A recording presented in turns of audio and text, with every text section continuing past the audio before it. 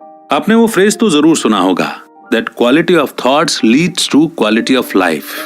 यानी कि जिस प्रकार के आपके विचार चल रहे होते हैं उसी तरह की आपकी लाइफ डिजाइन हो रही होती है।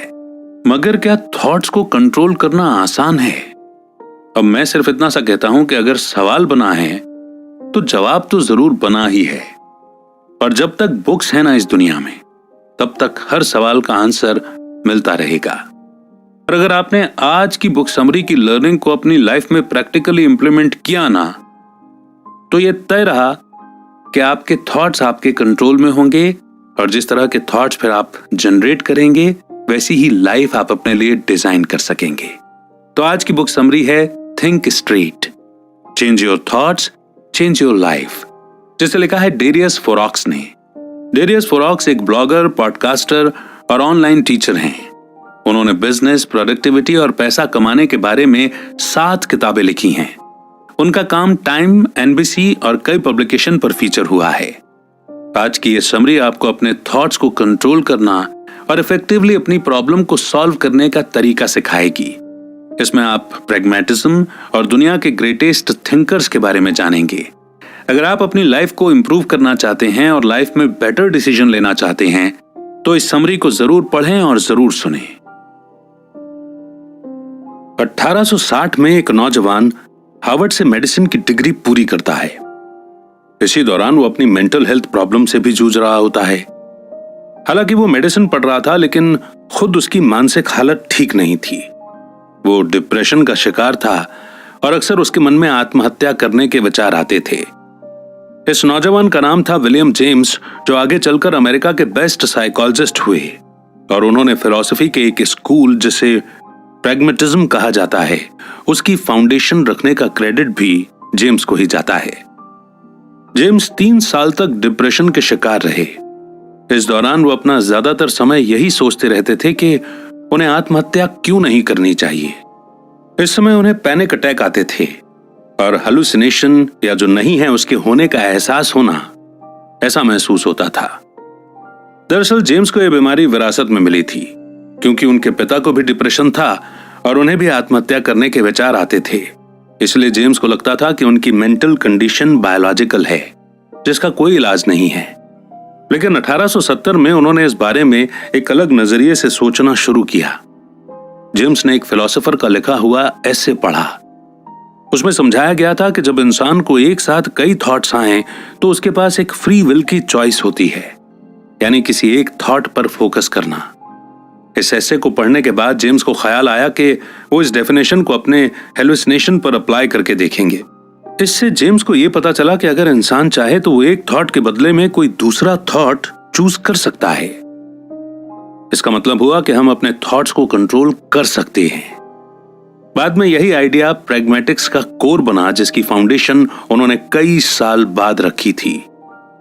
हालांकि जेम्स समझते थे कि हम अपने कॉन्शियसनेस को कंट्रोल नहीं कर सकते। हमारे माइंड में कई थॉट्स आते जाते हैं, लेकिन फ्री विल की वजह से आप चूज कर सकते हो कि किस थॉट पर आपको फोकस करना है। यानी इंसान अगर प्रैक्टिस करता रहे तो वो खुद डिसाइड कर सकता है कि उसे क्या सोचना चाहिए और क्या नहीं। अपने थॉट्स पर कंट्रोल रखना लाइफ में बहुत इंपॉर्टेंट है। ये आपको लाइफ के हर फील्ड में सक्सेसफुल बनने में हेल्प करता है, चाहे वो करियर हो, फाइनेंस हो, रिलेशनशिप्स हो या फिर कोई और मैटर हो। इतिहास के कई थिंकर्स इस बात से सहमत हैं। जैसा कि फिलोसोफर रॉल्फ वॉल्डो एमर्सन कहते हैं, हम वही बनते हैं जो हम हर वक्त सोचते रहते हैं। आपके एक्शन आपके थॉट्स की देन है। अगर आपको अपने एक्शन चेंज करने हैं तो सबसे पहले अपने थॉट्स को चेंज करना होगा। और इस समरी में आप अपने थॉट्स को कंट्रोल करने के बारे में और भी काफी कुछ सीखेंगे। आइए शुरू करते हैं इस चैप्टर से। Use what works. आपका ब्रेन दुनिया का सबसे पावरफुल टूल है। ये किसी भी टेक्नोलॉजी या डिवाइस से ज्यादा कॉम्प्लेक्स और ज्यादा चमत्कारी है। लेकिन एक प्रॉब्लम है, हम इंसान एक अमेजिंग ब्रेन के साथ पैदा होते हैं, पर हमें यह नहीं पता होता कि इसे ठीक से और पूरी तरह से यूज कैसे करना है। हम लोग बहुत इम्प्रैक्टिकल भी हैं। हमें लगता है कि हम ग्रेट थिंकर्स हैं और लॉजिकल तरीके से डिसीजन लेते हैं, मगर रिसर्च इसे गलत प्रूव करती है। पिछली कई शताब्दियों में साइंटिस्ट्स को 100 से भी ज्यादा कॉग्निटिव बायस या थिंकिंग एरर के बारे में पता चला है। वो बताते हैं कि कैसे हम बिना फैक्ट्स के बारे में सोचे बिना अपने इमोशंस और गट फीलिंग के बेसिस पर डिसीजन लेते हैं। इस बुक के ऑथर डेरियस फोरॉक्स ने कॉग्निटिव बायस पर कई बुक्स पढ़ी हैं। उनमें ऐसी कहानियों या घटनाओं के बारे में लिखा गया है जब लोग सोचने में गलतियां करते हैं। डेरियस हमारे सोचने के तरीके को बदलने और उसे सही करने में हमारी मदद करना चाहते हैं और इसलिए उन्होंने ये बुक लिखी है। पहले डेरियस भी आप जैसे ही थे। उन्हें अपने थॉट्स पर कंट्रोल पाने के बारे में कुछ भी नहीं पता था। जैसे कि आज वो खुश हैं तो कल बेवजह उदास हो जाते थे। यहां तक कि उनसे डेली लाइफ की सिंपल प्रॉब्लम भी सॉल्व नहीं हो पाती थी। लेकिन उन्होंने प्रैक्टिस, रीडिंग, जर्नलिंग और सोचने की मदद से अपनी थिंकिंग को इम्प्रूव करना सीख लिया था। अब डेरियस अपने माइंड के गुलाम नहीं हैं। वो अपने थॉट्स को खुद पर हावी नहीं होने देते, बल्कि उन्हें कंट्रोल करना उन्हें आता है। वो स्ट्रेट यानी कि सीधा सोच सकते हैं।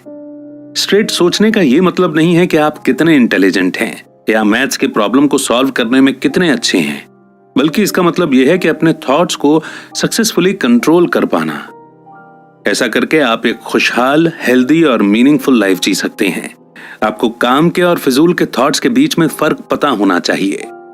किसी भी नतीजे पर पहुंचने से पहले शांत रहकर फैक्ट्स को स्टडी करें और चीजों को अलग नजरिए से देखने की कोशिश करें, तब जाकर किसी नतीजे पर पहुंचें। Clear thinking requires training. हमारा माइंड एक मसल जैसा है जिसे हेल्दी और फिट रखने के लिए डेली एक्सरसाइज की जरूरत पड़ती है। नई चीजें सीखना एक अच्छा तरीका है अपने दिमाग को फिट रखने के लिए, लेकिन बहुत से लोगों को लगता है कि लर्निंग सिर्फ स्कूल तक ही सीमित होती है। जैसा कि जब उन्होंने बैचलर या मास्टर्स की डिग्री लेने के लिए पढ़ाई की थी। स्कूल में हम नए नए आइडियाज और स्किल्स सीखते हैं जो हमारे सोचने और लाइफ को जीने का तरीका बदल देता है। लेकिन एक बार हम एक माइंडसेट के आदी हो गए तो फिर उसे बदलना मुश्किल होता है। हम एक हैबिट डेवलप कर लेते हैं और अपने माइंड की एक्सरसाइज करने के बजाय रिलैक्स होकर बैठ जाते हैं। लोग अक्सर कहते हैं कि मुझे अब आराम से बैठकर थोड़ा नेटफ्लिक्स एंजॉय करना है, लेकिन हमें किससे रेस्ट चाहिए? क्या ये ऑफिस के वही रिपीटेटिव टास्क हैं या वही जाने पहचाने से थॉट्स? जब तक वाकई में जरूरत ना हो, हम शायद ही अपना दिमाग लड़ाना पसंद करते हैं।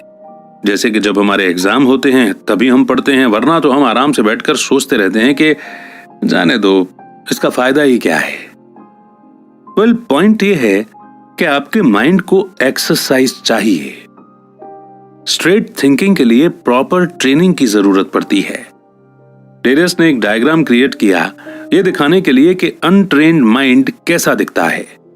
जब आपके थॉट्स आपके कंट्रोल से बाहर हो जाते हैं तो वो किसी पेपर पर लिखे डार्क और गंदी लकीरों जैसे नजर आने लगते हैं। यानी इसमें हैप्पी, सैड, पॉजिटिव, नेगेटिव और कंफ्यूजिंग थॉट्स एक साथ मिल जाते हैं जो दिमाग में लगातार चलते रहते हैं। इसका सॉल्यूशन है कि आपको इस अफरा तफरी से क्लैरिटी की ओर बढ़ना चाहिए। From chaos to clarity. 2014 में डेरियस नीदरलैंड में अपने होम टाउन से लंदन चले गए।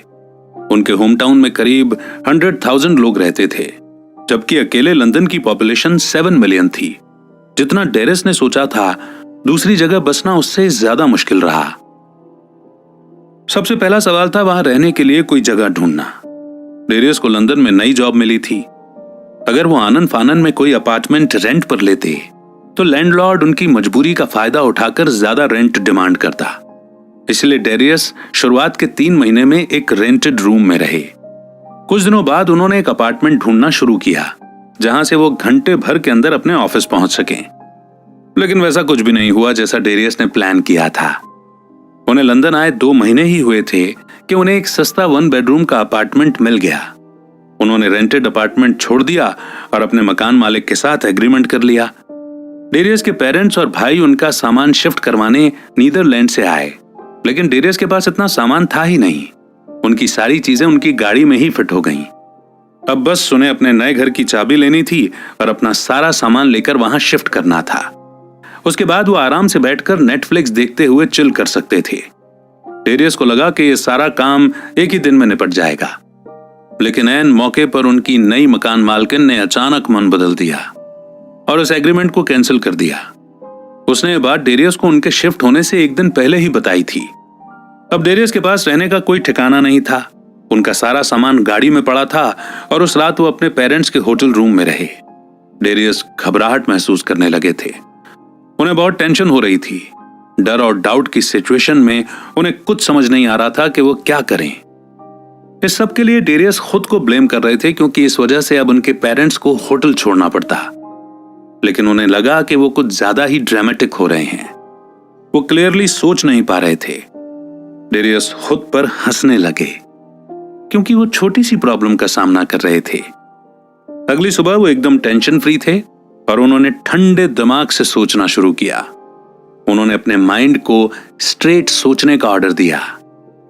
डेरियस अपना माइंड क्योस से क्लैरिटी की तरफ शिफ्ट करना चाहते थे।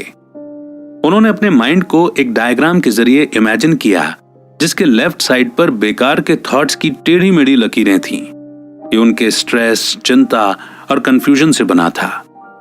इसमें से एक एरो राइट साइड की तरफ जा रहा था, जहां एक क्लियर सर्कल था। यह सर्कल सिर्फ एक काम के पर्पस की ओर इशारा कर रहा था। डेरियस को एहसास हुआ कि अगर वो स्ट्रेट थिंकिंग अप्रोच चूज करेंगे तो सॉल्यूशन ढूंढना ज्यादा इजी होगा। तो अब डेरियस ने स्ट्रेट थिंकिंग से कुछ क्लियर डिसीजन लिए। उन्होंने एक हफ्ते अपने रहने के लिए एक एयरबीएनबी बुक करा लिया। बाद में उनकी मकान मालकिन ने उन्हें कॉल करके बताया कि वो उन्हें अपार्टमेंट रेंट पर दे सकती हैं, क्योंकि उसने फिर से अपना डिसीजन चेंज कर लिया है। डेरियस को एहसास हुआ कि वो बेकार में ही इतना स्ट्रेस और टेंशन ले रहे थे। तो ऑथर की स्टोरी एक एग्जाम्पल है हमारी उन कमजोरियों का जो इंसान के अंदर होती हैं। हम तुरंत जज करने लगते हैं, तुरंत कुछ भी मान बैठते हैं और नतीजे पर पहुंच जाते हैं।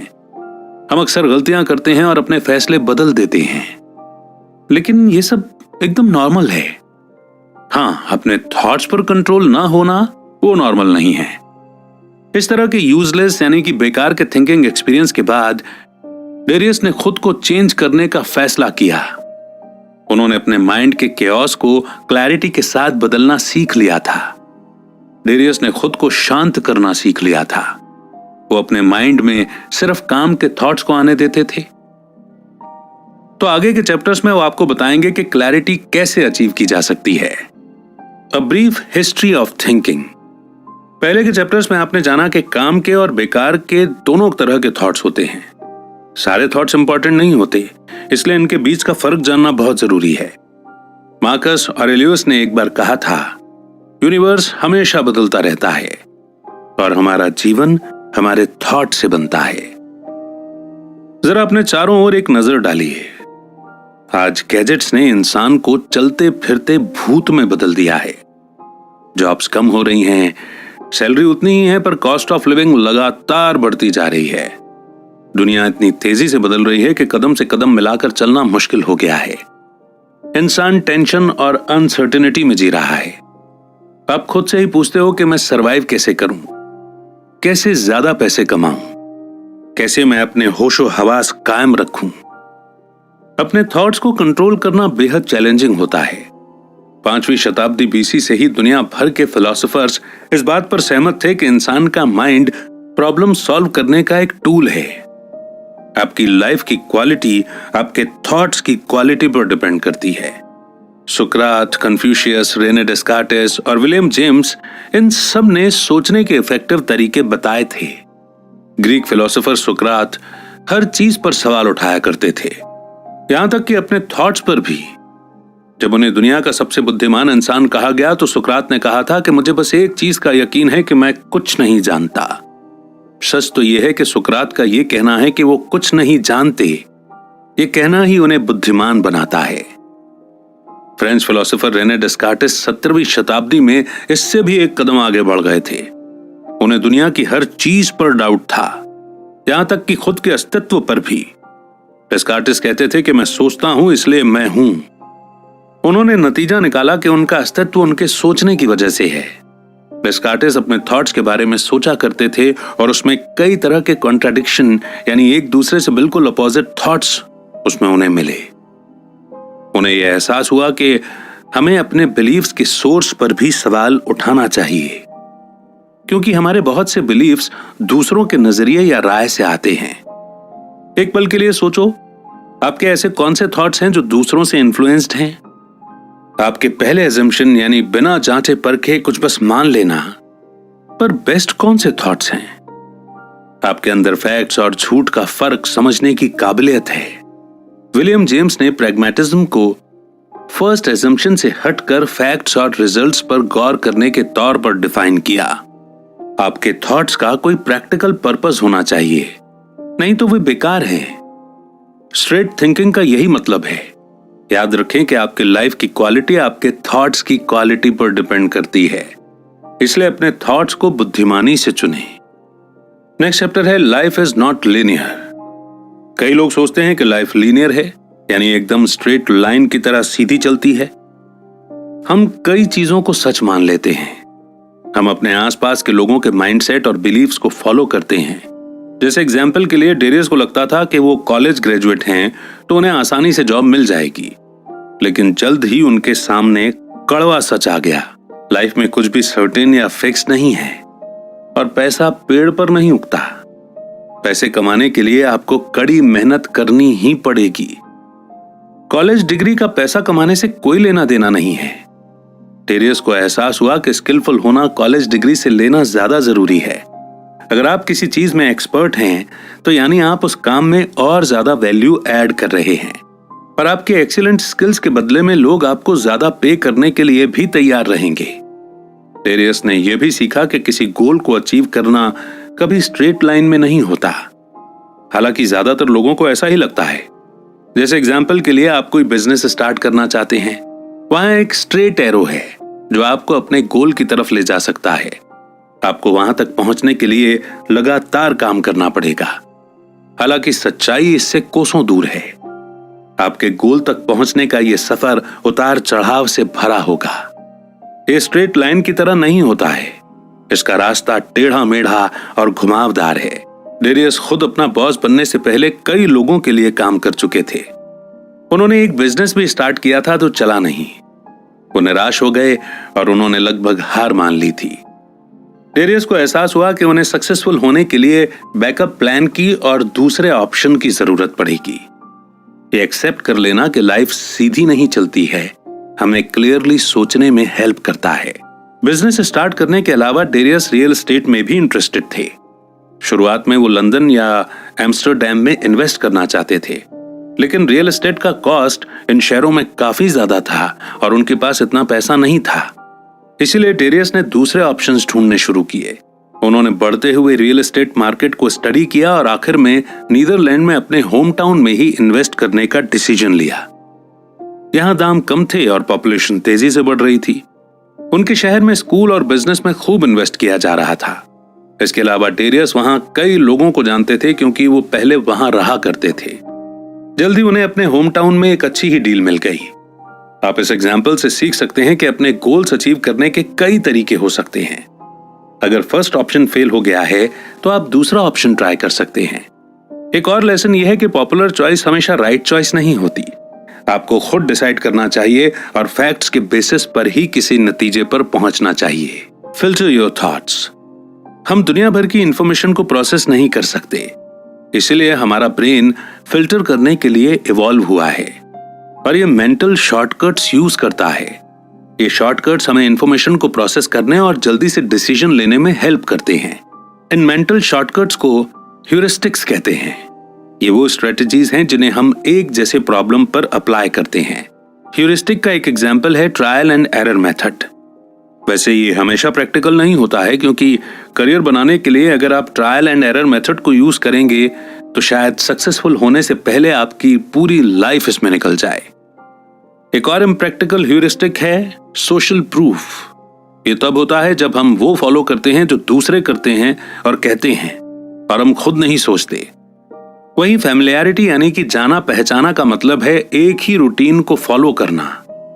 फैमिलियरिटी के साथ प्रॉब्लम यह है कि कई बार हमें कुछ बड़ा और कमाल का करने के लिए रिस्क लेना ही पड़ता है। इसलिए ह्यूरिस्टिक या मेंटल शॉर्टकट्स अक्सर नेगेटिव रिजल्ट्स देते हैं। ह्यूरिस्टिक से बेहतर है कि थॉट्स को फिल्टर करने और डिसीजन लेने के लिए प्रैग्मेटिज्म अप्लाई किया जाए, क्योंकि प्रैग्मेटिज्म का बेसिक आइडिया है ट्रू इज व्हाट वर्क्स, यानी कि जो काम करता है वही सच है। जैसे कोई इंसान कह सकता है कि ड्रग्स लेने से मुझे फायदा होता है, लेकिन आपको इसका इंटरनल मीनिंग नहीं लेना है। जैसे एग्जाम्पल के लिए एक कहावत है कि good things come to those who wait, यानी जो सब्र रखते हैं उन्हें अच्छा फल मिलता है। मगर इसका यह मतलब नहीं है कि आप घर के अंदर बैठकर अच्छे रिजल्ट का वेट करते रहें। इसके बजाय आप ट्रू इज व्हाट वर्क्स को थॉट्स के लिए एक फिल्टर के तौर पर अप्लाई कर सकते हैं, जो आपका ब्रेन एक्सेप्ट कर सके। ट्रू इज व्हाट वर्क्स का मतलब है उस इंफॉर्मेशन को प्रोसेस करना जो डायरेक्टली आपकी लाइफ को इंपैक्ट करती है। अगर इंफॉर्मेशन काम का नहीं है तो उसे नजरअंदाज करें। सिर्फ उन आइडियाज को माइंड में जगह दें जो आपकी लाइफ को बेटर बना सकें। जैसे एग्जाम्पल के लिए कई लोग मानते हैं कि बड़े शहरों में बड़ी अपॉर्चुनिटीज मिलती हैं। डेरियस को भी यही लगता था। यही वजह थी कि वो जॉब की तलाश में लंदन आए थे और उन्हें एक हाई पेइंग जॉब मिल भी गई थी। लेकिन बड़ी जॉब अपने साथ बड़ी प्रॉब्लम्स और जिम्मेदारी भी लेकर आई। इसके अलावा डेरियस को एहसास हुआ कि उन्हें बड़े शहर पसंद नहीं है। बड़े शहरों की high cost of living, pollution और भीड़ भाड़ वाली जगह उन्हें सख्त नापसंद थी। उन्हें एहसास हुआ कि उन्हें अपना माइंडसेट चेंज करना होगा। डेरियस नीदरलैंड में अपने होम टाउन लौट आए। यहाँ वो कम काम में भी बेहतर कमा सकते थे क्योंकि छोटे शहरों में ज्यादा शांति होती है, पर यहाँ वो कई लोगों को जानते भी थे। 10 मिनट के अंदर वो पूरे शहर में कहीं भी जा सकते थे। बाकी लोग शायद कहेंगे कि डेरियस की ये होम टाउन वाली लाइफ बोरिंग और अनसेटिस्फाइंग है, लेकिन डेरियस के लिए यही बेस्ट थी। ये उनके लिए काम कर गई और आपको भी वही करना चाहिए जो आपके लिए काम करे। इस तरह आप प्रैक्टिकल बन सकते हैं। Stop thinking. इंसान के माइंड में हमेशा थॉट्स आते रहते हैं, खासकर तब जब रात को उसे नींद आ रही हो। आपको अब तक एहसास हो चुका होगा कि आपके 99% थॉट्स बेकार होते हैं। ये आपको कोई प्रॉब्लम सॉल्व करने में या किसी कॉम्प्लेक्स आइडिया को समझने में हेल्प नहीं करते। आप शायद अपना ज्यादा टाइम सोचने में गुजारते होंगे, जैसे कि कहीं मैं फेल ना हो जाऊं, कहीं मुझे कैंसर ना हो जाए, कहीं मेरी लाइफ बर्बाद ना हो जाए। लोग सोचेंगे कि मैं एक लूजर हूं, मैं सब कुछ छोड़ देना चाहता हूं। मगर ऐसे थॉट्स का आखिर मकसद क्या है? क्या आपको इस सवाल का कोई जवाब नहीं सूझ रहा? यही तो बात है, इसका जवाब हो ही नहीं सकता। ये बताए गए एग्जाम्पल्स बस बेकार के थॉट्स हैं। ये हमारी कोई मदद नहीं करते, मगर फिर भी हमें ये थॉट्स आते हैं। तो इसका सॉल्यूशन क्या है? सॉल्यूशन बस यही है कि आप इन थॉट्स के प्रति अवेयर रहें। खुद को ब्लेम करने के बजाय इस चीज पर फोकस करें कि कौन से थॉट्स इग्नोर करने हैं और कौन से थॉट्स डिसीजन लेने में काम आएंगे। डेरियस को भी कई सालों तक कुछ छोड़ने या हार मान लेने के फिजूल के थॉट्स आया करते थे। जब वो हाई स्कूल में थे तो वो पढ़ाई छोड़कर कोई काम करना चाहते थे। जब वो बास्केटबॉल खेलते थे तो प्रैक्टिस नहीं करना चाहते थे, इसलिए वो गेम छोड़ना चाहते थे। डेरियस ने अपनी लाइफ में कई बार कुछ न कुछ छोड़ने के बारे में सोचा था। जो चीजें उन्हें पसंद थीं, उन्हें छोड़ने का ख्याल अक्सर उनके मन में आता था। आखिरकार डेरियस को फील हुआ कि बस सब बहुत हो चुका। उन्होंने डिसाइड किया कि वो अब ज्यादा कुछ नहीं सोचेंगे।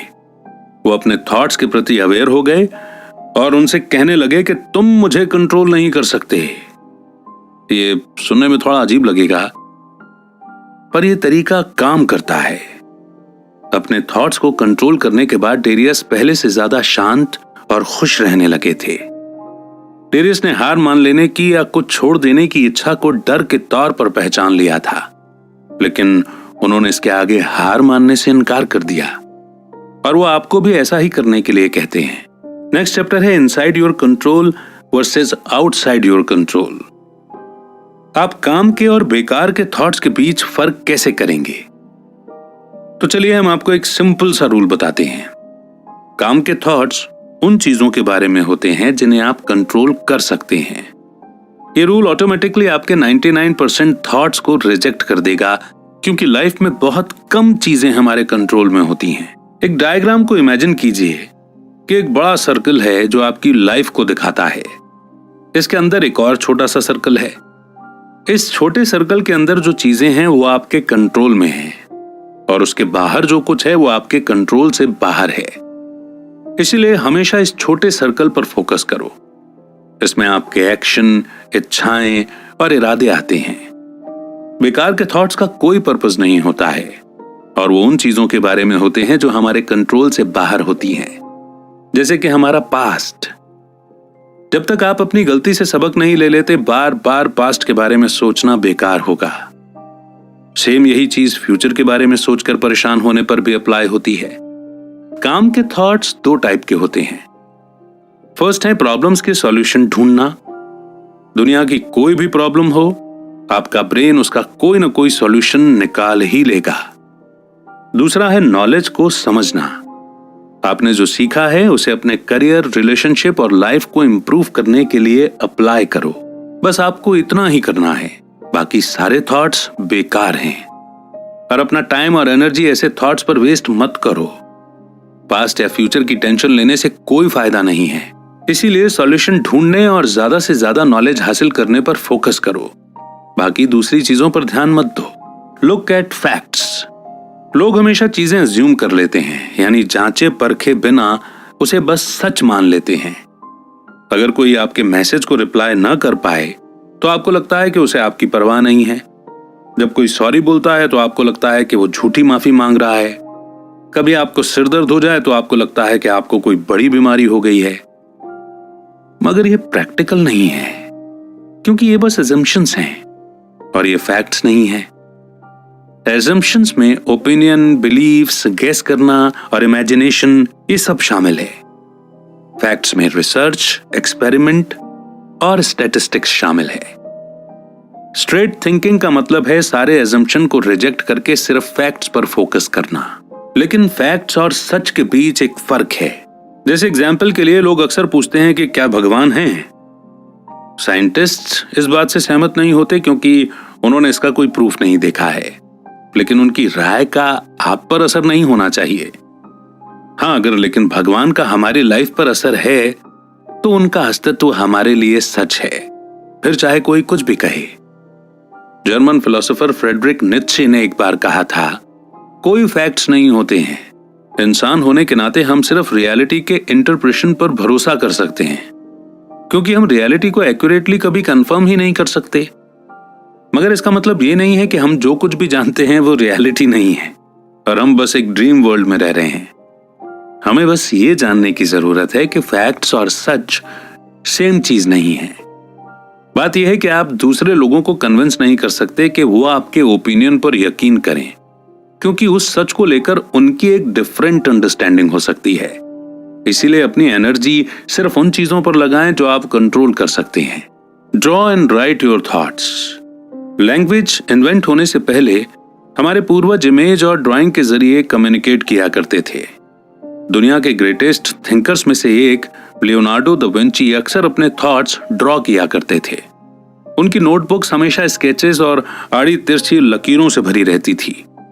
आप चाहे विंची की तरह स्किल्ड ना भी हों तो भी आप अपने थॉट्स को ड्रॉ करने का प्रिंसिपल अप्लाई कर सकते हैं। ड्राइंग आपको अपने आइडिया को विजुअलाइज करने में हेल्प करती है, क्योंकि ये आपके माइंड में एकदम क्लियर रहती है। आप सिंपल स्केच, ग्राफ या कार्टून कुछ भी ड्रॉ कर सकते हैं। इससे आप अपने ऑप्शंस बेहतर तरीके से एनालाइज कर सकते हैं, प्लान बना सकते हैं या आर्टिकल के जरिए आइडिया ले सकते हैं। जैसे एग्जाम्पल के लिए डेरियस ने एक डायग्राम क्रिएट किया था, जिसके बारे में हमने पहले के चैप्टर में भी डिस्क्राइब किया था, फ्रॉम केओस टू क्लैरिटी। इसमें लेफ्ट साइड पर आड़ी तिरछी लकीरें होती हैं और एक एरो राइट के एक क्लियर सर्कल की तरफ पॉइंट करता है। ये डायग्राम इस बुक के कोर आइडिया को दिखाता है। ड्राइंग के अलावा आप अपने थॉट्स को डायरी में लिख सकते हैं। इससे आपको सोचने का मौका मिलेगा। कई लोग जो सक्सेसफुल होते हैं और खुश रहते हैं वो जर्नल लिखते हैं। जो लेसन उन्होंने सीखे हैं या जो गलतियां उनसे हुई हैं और जो गोल्स वो अचीव करना चाहते हैं वो सब अपनी डायरी में लिख लेते हैं। आप अपनी ऑटोबायोग्राफी भी लिख सकते हैं। इससे आप खुद को और बेहतर तरीके से जान पाएंगे। डेरियस ये भी सलाह देते हैं कि आपको अपने नोट्स वीकली रिव्यू करने चाहिए। सोचने का सबसे बढ़िया तरीका यही है। अपने नोट्स पढ़कर आप सेम गलती करने से बच सकते हैं और अपनी प्रोग्रेस को चेक कर सकते हैं कि आप अपने गोल के कितने करीब हो। इसके अलावा आप अपने थॉट्स भी ऑर्गेनाइज कर सकते हैं, यानी अल्टीमेटली एक डायरी या जर्नल रखने से आपको बेहतर डिसीजन लेने में हेल्प मिलती है। Money rules. अब डेरियस ने कुछ प्रिंसिपल और प्रैक्टिकल मनी रूल्स भी बताए हैं। सबसे पहला रूल, जिस चीज की जरूरत नहीं है उसे मत खरीदो। सेकंड, अपनी मंथली इनकम से 10% सेव करो। थर्ड, कर्ज से दूर रहो। और फोर्थ, किसी ऐसी चीज में इन्वेस्ट करो जो अच्छा रिटर्न दे। फिफ्थ, ये सिर्फ पैसा ही तो है, इसीलिए कंजूस मक्खी चूस मत बनो। ये रूल्स डेरियस की हेल्प करते हैं क्योंकि वो पैसों के बारे में ज्यादा चिंता नहीं करते। उनके सेविंग अकाउंट में इतना पैसा है कि वो 6 महीने आराम से निकाल सकते हैं और इतना टाइम उनके लिए बहुत है अपना नेक्स्ट स्टेप डिसाइड करने के लिए। इन 5 रूल्स के साथ एक ही शर्त है कि आपको अपनी स्किल्स में इन्वेस्ट करना ही चाहिए। इन्वेस्टिंग सिर्फ स्टॉक्स या रियल एस्टेट से नहीं जुड़ा है, बल्कि इसमें बुक्स पढ़ना, सेमिनार अटेंड करना और अपनी स्किल्स अपग्रेड करने के लिए टूल्स खरीदना भी शामिल हैं। जैसे एग्जाम्पल के लिए आप नए लैपटॉप में इन्वेस्ट करते हैं क्योंकि इसे आप पैसा कमाने के लिए यूज करेंगे। आपको हर साल लेटेस्ट आईफोन या लग्जरी आइटम जैसे बैग, शूज या कपड़े लेने की जरूरत नहीं है। आपको मटेरियल चीजों के लिए अपनी इच्छा को रोकना होगा और खुद को डिसिप्लिन करने के लिए ट्रेन करना होगा। अगर इंसान सारे पैसे गवा दे तो दोबारा कमा सकता है, मगर एक बार गया हुआ समय कभी वापस नहीं आता। इसीलिए पैसे के बारे में सोच सोच कर अपना टाइम वेस्ट मत करो। नेक्स्ट चैप्टर है स्पेंड योर टाइम वेल। सोचना आपकी मदद भी कर सकता है और आपको तबाह भी कर सकता है। ये सब आपके थॉट्स की क्वालिटी पर डिपेंड करता है। इस समरी में आपने सीखा कि अपने माइंड को इफेक्टिव तरीके से कैसे यूज करना है। कई बार आपको आउट ऑफ द बॉक्स यानी कुछ हटकर सोचने की जरूरत भी पड़ती है और कई बार आपको कुछ भी सोचने की जरूरत नहीं होती। लेकिन ये सिर्फ आप ही डिसाइड करोगे कि सिचुएशन के हिसाब से क्या अप्लाई होगा। आमतौर पर सलाह यही दी जाती है कि सोचने पर बहुत ज्यादा टाइम वेस्ट मत करो क्योंकि ये अनप्रोडक्टिव है। अगर आप कोई एक्शन नहीं लेते तो आपका सोचना बेकार है। इफेक्टिव थॉट्स इफेक्टिव एक्शन में चेंज होते हैं। इसमें ये थॉट्स भी शामिल हैं कि अपनी लाइफ को कैसे इंप्रूव किया जाए, अपना बिजनेस ग्रो कैसे किया जाए, प्रॉब्लम्स कैसे सॉल्व की जाएं, कैसे न्यू आइडियाज क्रिएट किए जाएं और कैसे अपनी फैमिली के साथ क्वालिटी टाइम बिताया जाए। प्रैक्टिकल थिंकिंग के लिए हार्ड वर्क और डिसिप्लिन की जरूरत होती है और बाकी स्किल्स की तरह ही इसमें भी आपको डेली प्रैक्टिस करना होगा। मगर हर सिचुएशन एक मौका है अपनी प्रैक्टिकल थिंकिंग को ट्रेन करने का। अगर आप ऐसा नहीं करेंगे तो आप बेकार के थॉट्स जैसे शिकायत करना या खुद पर तरस खाना वगैरह पर अपना टाइम वेस्ट करेंगे। कई बार आप इतनी टेंशन लेने लगते हो कि लाइफ की छोटी छोटी खुशियां एंजॉय करना भूल जाते हो। क्या आपने आज सुबह का उगता हुआ सूरज देखा था? क्या आपने अपनी कॉफी स्मेल की? अगर जवाब नहीं है तो टाइम है अपने थॉट से बाहर निकलने का और अपने प्रेजेंट मोमेंट को एंजॉय करने का। नेक्स्ट चैप्टर है इनर काम। स्ट्रेट थिंकिंग का एक फायदा जो आपको मिलता है वो है मन की शांति। चाहे लाइफ में जो भी हो, आपको हर सिचुएशन में शांत रहना है। इनर काम यानी कि मन की शांति का मतलब है अपने थॉट्स को अपने कंट्रोल में रखना। हम फिर से आपको याद दिला दें कि यह पॉसिबल है और आप डेली प्रैक्टिस से इसे अचीव कर सकते हैं। कुछ लोग इसे माइंडफुलनेस भी कहते हैं और कुछ लोग मेडिटेशन। आप चाहें इसे जो भी कहें, पर इसे सीखने के लिए आपको $10,000 का कोर्स या सेमिनार अटेंड करने की जरूरत नहीं है। बस आराम से बैठकर अपने थॉट्स को ऑब्जर्व करो और उन्हें आने दो। यही है सिंपल मेडिटेशन।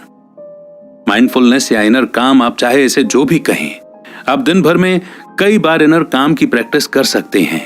आप उठते बैठते, एक्सरसाइज करते वक्त, लिखते हुए, कॉफी पीते हुए या कोई और काम करते हुए इसकी प्रैक्टिस कर सकते हैं। आपको ना तो कोई योगा मैट चाहिए और ना ही कोई टीचर जो आपको अपने थॉट्स पर कंट्रोल करने में हेल्प करे, और ना ही इसके लिए आपको वेकेशन पर जाने की जरूरत है। आप इसे दिन में किसी भी वक्त करें, बस आपके अंदर इतनी विल पावर होनी चाहिए। वही डिसाइड करो जो आपका मन करता है। जब आप अपने थॉट्स को कंट्रोल करेंगे तो आप अंदर से सुकून और शांति खुद ही अचीव कर लेंगे। नेक्स्ट चैप्टर है थिंक बियॉन्ड योरसेल्फ। अगर आप गूगल पर प्रैग्मेटिज्म को सर्च करेंगे तो आपको पता चलेगा कि फिलॉसफी का ये स्कूल चार्ल्स सैंडर्स पियर्स ने बनाया था। वो जॉन हॉपकिंस के फॉर्मर प्रोफेसर और लॉजिक और मैथमेटिक्स में एक्सपर्ट थे। मगर अगर आप इसकी ओर गहराई से छानबीन करेंगे तो आपको पता चलेगा कि विलियम जेम्स ने 1898 में पियर्स को प्रैग्मेटिज्म का फाउंडर अनाउंस किया था। विलियम जेम्स पियर्स को तब से जानते थे जब से वो दोनों हार्वर्ड में स्टूडेंट थे। पियर्स पहले एक वेल रिस्पेक्टेड एकेडमिक हुआ करते थे, लेकिन फिर कुछ सालों बाद उनकी पोजीशन और रेपुटेशन सब खो गई, क्योंकि वो अपनी शादी से जुड़े एक स्कैंडल में फंस गए थे। 1875 में पियर्स की पहली पत्नी उन्हें छोड़कर चली गई थी, क्योंकि वो शादीशुदा होते हुए भी एक दूसरी औरत के प्यार में पड़ गए थे। उन्हें अपनी पहली पत्नी से तलाक लेने में 8 साल लगे, और ये 8 साल पियर्स ने अपनी लवर के साथ गुजारे। उनके कलीग ने जॉन हॉपकिंस के ऑफिशियल्स को इस मामले की जानकारी दी थी। इसके बाद पियर्स को उनकी प्रोफेसर की पोजीशन से हटा दिया गया, और बाकी यूनिवर्सिटीज ने भी उन्हें जॉब देने से मना कर दिया। इसके बाद उनकी लाइफ गरीबी में गुजरी, यहां तक कि उन्हें न्यूयॉर्क शहर की सड़क पर भी सोना पड़ा। उनके मुश्किल के दिनों में किसी ने उनकी मदद नहीं की, सिवाय उनके पुराने दोस्त विलियम जेम्स ने। जेम्स अपने डिप्रेशन से बाहर आ गए थे, और उन्होंने एक बुक लिखी जिसे क्रिटिक्स ने काफी सराहा। इस बुक का टाइटल था प्रिंसिपल्स ऑफ साइकोलॉजी। उन्हें यह बुक पब्लिश करने में 12 साल लगे, लेकिन इस बुक ने उन्हें काफी फेमस बना दिया था, और उन्हें हार्वर्ड में प्रोफेसर की पोजीशन भी दिलवाई। जहां एक तरफ पियर्स का करियर चौपट हो गया था, वहीं दूसरी तरफ जेम्स अपने करियर की बुलंदियों पर थे। 1898 में दिए अपने एक लेक्चर में जेम्स ने पियर्स को प्रैग्मेटिज्म का फाउंडर अनाउंस किया। जेम्स का मानना था कि साइंटिस्ट अपना टाइम थ्योरीज और एब्स्ट्रैक्ट आइडिया पर वेस्ट करते हैं, जिसका लोगों की लाइफ में कोई इंपैक्ट नहीं पड़ता। प्रैग्मेटिज्म कहता है कि आपके आइडिया की प्रैक्टिकल वैल्यू होनी चाहिए। जेम्स ने प्रैग्मेटिज्म का क्रेडिट पियर्स को दिया, जिसके चलते पियर्स को सोसाइटी में थोड़ा सम्मान मिला, और मरने से पहले उनके कुछ पेपर्स भी पब्लिश हुए। विलियम जेम्स ने पियर्स के लिए जो किया वो कोई और नहीं कर सकता था, और यही चीज उन्हें महान बनाती है। बेशक वो प्रैग्मेटिज्म के पायनियर थे, लेकिन उन्हें नाम और शोहरत की भूख नहीं थी, बल्कि उन्होंने सारा क्रेडिट अपने दोस्त को देकर उनकी बहुत मदद की थी। विलियम जेम्स ने एक बार कहा था, जीवन का सबसे अच्छा इस्तेमाल यही है कि इसे किसी ऐसी चीज पर लगाओ जो इंसान के मरने के बाद भी सदा बना रहे। आपको शायद ये आइडिया इम्प्रैक्टिकल लग रहा होगा। आप शायद सोच रहे होंगे कि ऐसी चीज बनाने का क्या फायदा है जो आप जीते जी न देख पाओ। हालांकि बात यह नहीं है, आपको उस प्रिंसिपल को माइंड में रखकर जीना है। डेली कुछ ना कुछ मीनिंगफुल करने का सोचो, कुछ ऐसा क्रिएट करो जो दूसरों के काम आए। यही एक तरीका है दूसरों की लाइफ पर असर डालने का और अपने पीछे एक विरासत छोड़ जाने का। और अब वो मोड जिसे हम कहते हैं कंक्लूजन, यानी अभी तक हमने जितने भी चैप्टर्स पढ़े और सुने, उनकी की लर्निंग्स को हम यहाँ पर दोहराएंगे। आपने जाना कि प्रैग्मेटिज्म का कोर आइडिया है इंसान की वो एबिलिटी जो उसे अपने थॉट्स को कंट्रोल करने में हेल्प कर सके। आप खुद चूज कर सकते हैं कि कौन से थॉट्स पर फोकस करना है, और उसी के बेसिस पर अपने एक्शन भी ले सकते हैं। आपने जाना कि स्ट्रेट थिंकिंग के लिए प्रैक्टिस की जरूरत पड़ती है। डेरियस बेकार के थॉट्स को पेपर की आड़ी तिरछी लकीरों से कंपेयर करते हैं, जिसमें कई लाइन गोल गोल घूमती रहती हैं जिसका कोई मतलब नहीं निकलता। ये टेंशन, कंफ्यूजन और डर जैसे इमोशन हैं जिन्होंने आपके मन को घेर रखा है, लेकिन आपको इस केओस से निकलकर क्लैरिटी की ओर जाना है। आगे आपने जाना कि काम के थॉट्स का पर्पस होता है। आड़ी तिरछी लकीरों से एक एरो निकलकर राइट साइड पर एक क्लियर सर्कल की तरफ जाता है, और तब आपको प्रॉब्लम का सॉल्यूशन नजर आता है। उसके बाद आपने जाना कि आपके थॉट्स की क्वालिटी आपकी लाइफ की क्वालिटी पर असर डालती है। आपके थॉट्स का कोई पर्पस जरूर होना चाहिए, अगर नहीं है तो मतलब वो बेकार के थॉट्स हैं। उन थॉट्स को फिल्टर करो जो आपकी लाइफ को इंप्रूव कर सकते हैं, और वही करो जो आपके लिए सही है। इस तरह आप प्रैग्मेटिक बन सकते हैं। आगे आपने जाना कि काम के थॉट्स आपको प्रॉब्लम सॉल्व करने और अपनी नॉलेज बढ़ाने में हेल्प करते हैं। ये उन चीजों को भी दिखाते हैं जो आप कंट्रोल कर सकते हैं, जैसे कि आपके एक्शन, शब्द और इरादे। अपने थॉट्स को लिखने से या ड्रॉ कर लेने से आपको क्लियर तरीके से सोचने में मदद मिलती है। आप अपने आइडियाज, गलतियां या गोल्स के बारे में भी लिख सकते हैं। थॉट्स को ड्रॉ करना या लिखना आपको सोचने और बेहतर डिसीजन लेने में भी मदद करता है।